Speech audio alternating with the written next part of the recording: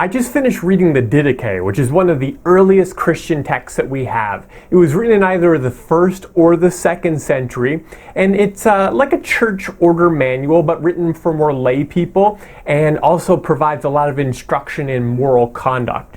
And so it's extremely interesting, and I want to tell you in this video 5 surprising things you might not know of what's contained in the Didache. First up, abortion is not just an issue here for the 21st century, but no, it is condemned in this document by name to show you that the church has always stood against abortion, even from the earliest age. Second is it addresses the topic of baptism in quite some depth. Now, baptism is one of those topics that really divides a lot of Christians today. You know, whether it's sprinkling or pouring or immersion, do you baptize only adults or their families too? Well, the Didache covers some of this in depth. It actually talks about the ideal as being immersion in cold water and then in the name of the Trinity.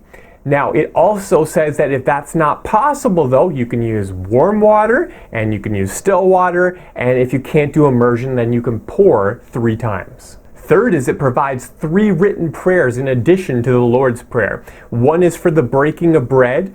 2 is for the drinking of the cup, both in the Eucharist celebration, and then the 3rd is for a prayer to pray before you eat your meal, which is probably the fellowship meal, the agape meal, which is also mentioned in 1 Corinthians 11.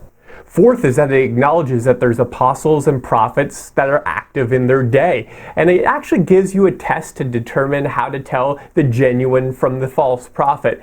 Admittedly, we may find these a little odd. I mean, one of them is that if they stay too many days at your home, then they're definitely a false prophet. But one of them sure is relevant for today. Listen to this. But if anyone says in ecstasy, "Give me money," or something else, you must not listen to him. However, should he tell you to give something for others who are in need, let no one condemn him. What, false prophets asking for money? Weird. No one does that today.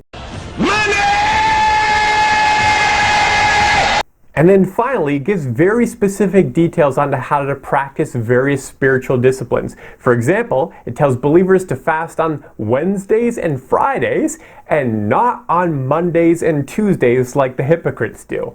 Also, it tells believers to pray the Lord's Prayer 3 times per day. Now, the purpose of this video is just to let you know that the document exists, and also to pique your interest if you'd like to read it for yourself. It's not that long. It's about the length of the book of Galatians, and you can read it for free. There's a link here at the bottom, and I'll also put a clickable link in the description.